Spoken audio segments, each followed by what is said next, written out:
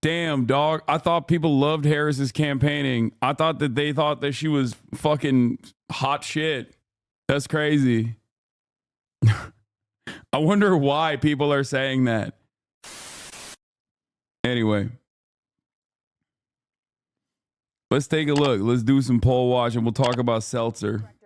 Washington Bureau Chief Rick Klein is here with our latest poll with Ipsos. And this race, Rick, I mean, it is as close as ever. Yeah, good morning, Janae. Our ABC News Ipsos poll has Kamala Harris just out this morning in 49-46 lead over Donald Trump. That's just a tick tighter than last week when we had the lead at 4 points, but it's all well within the margin of error. And narrowing into the 7 battleground states, guess what? Nothing changes. An identical lead, 49-46 across the 7 battlegrounds. But inside the individual battlegrounds, we still see a little bit of a different story. These are our 538 polling averages. Harris leading in Michigan and Wisconsin, but by less than a percentage point.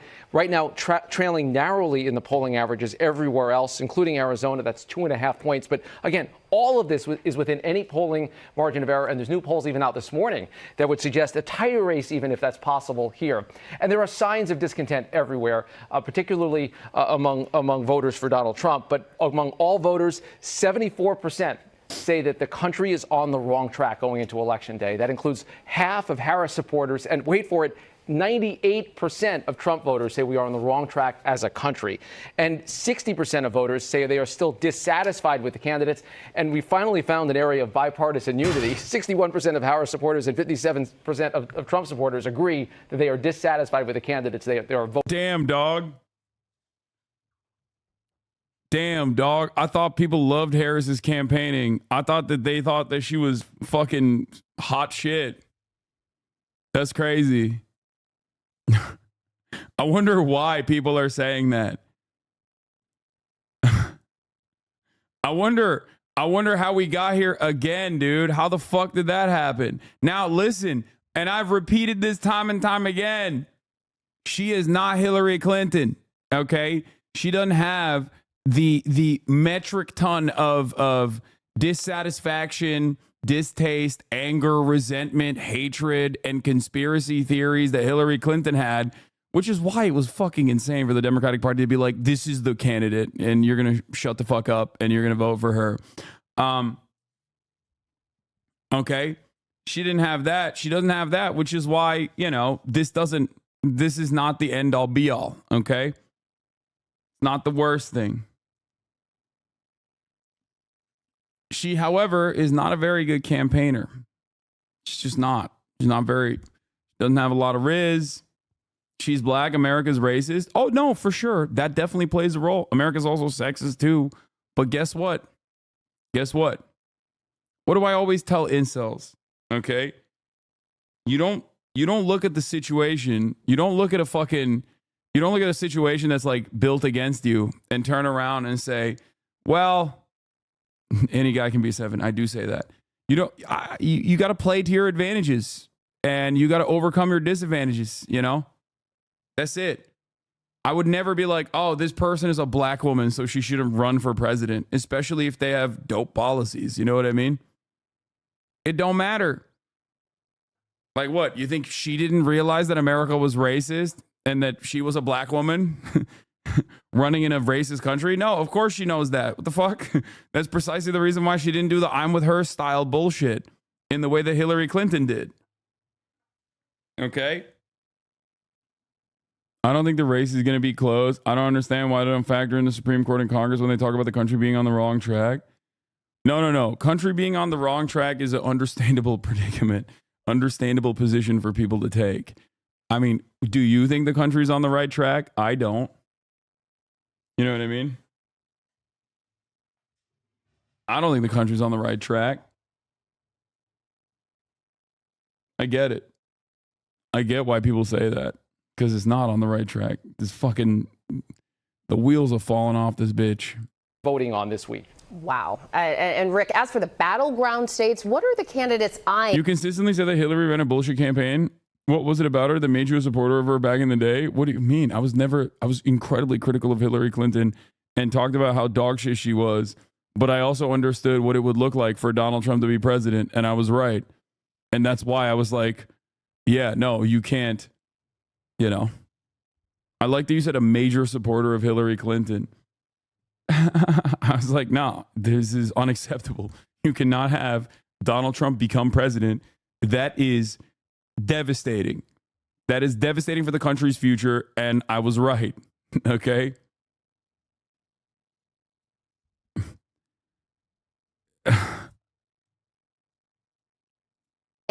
As their likeliest paths to victory at this point. Yeah, and you heard Selena lay it out a little bit, but if the polls lined up exactly where things are in the Electoral College, if the polls are right, which is a big if, you'd have Donald Trump winning right now. 287 electoral votes, that's more than 270. But the polls, of course, are often off a little bit. So here's the scenario that Selena was talking about, the blue wall.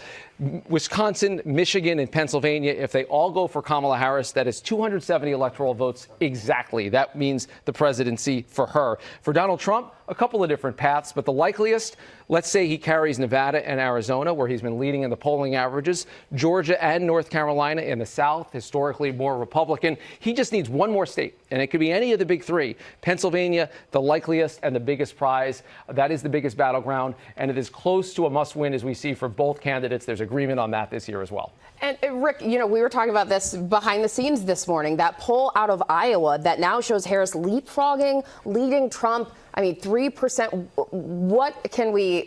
So this is because Seltzer is like a very reputable pollster. People were looking at Iowa being deep red, normally. People were looking at this poll and being like, oh, it'll be like +5. If it's like +5 Trump, that is good for Kamala, right? That means that there is a lot of still like resentment for Donald Trump from the base. Maybe some people are not going to go out and vote. And people were looking to extract some kind of data from this that would be helpful for a national snapshot of what the broader electorate looks like. So for this poll to just fucking come out +3 for Kamala Harris, okay, it was nutty.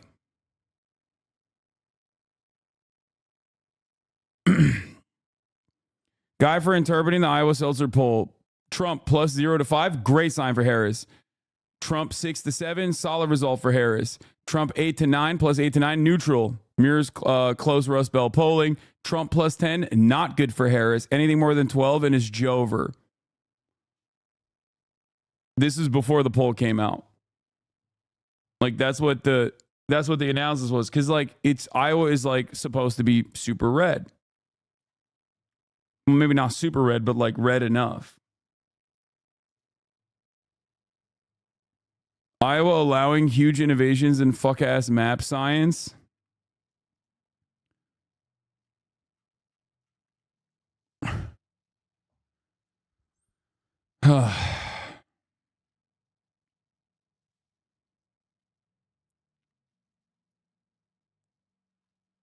Caitlin Clark is Iowa's GOAT. Huge asterisk, +3 within the margin of error, so it was better to call this a dead even poll than Harris ahead by 3. It doesn't matter. The point is, this is unexpected. This doesn't mean that Texas is going to fucking turn blue or whatever. Okay? This doesn't mean that at all. What this simply says is that Trump's base in deep red places, at least in the middle of the country, is kind of withering away a little bit in comparison to places like Florida, where he's obviously cooking. Okay? I don't think Kansas is going to fucking turn blue. That's not what I'm saying at all. I'm simply saying that things are not looking good in Trump world. And you can tell that things are not looking good in Trump world because they're freaking the fuck out over this. And early voting data showing a lot of women coming out and voting also does not look good for the Trump world, because the Trump world keeps complaining about how men need to go out and vote. Please go out and vote. If you don't vote, you're gay.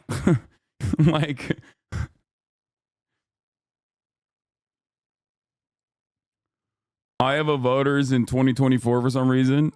Black woman is speaking. Listen and learn. Listen and learn.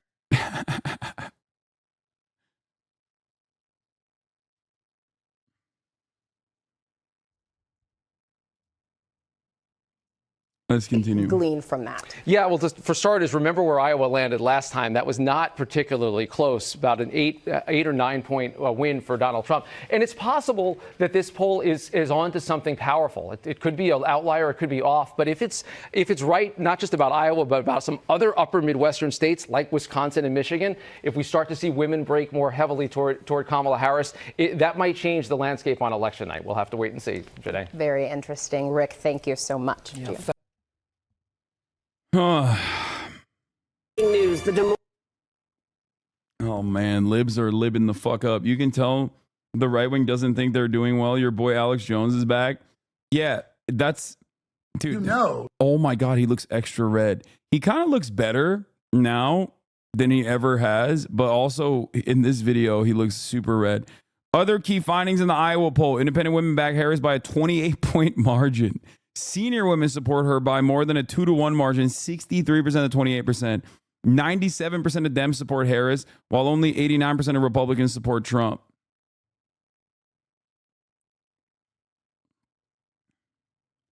I love old people now. Nah. Iowa had abortion protected by state courts. Then just days before Dobbs, the Iowa State Supreme Court struck that right down. The GOP passed a 6-week abortion ban. It was upheld by the state Supreme Court this summer. This is the first election since that ruling. And here's what I think is being slept on this fall. There's a state Supreme Court justice in Iowa who's on the ballot in Tuesday. He sided with the majority in his 4-3 upholding of the abortion ban this summer. As a reminder, there are also state justices who upheld the abortion bans this year on the ballot in Florida and Arizona. In Arizona, the GOP has put a constitutional amendment on the ballot that would nullify those elections.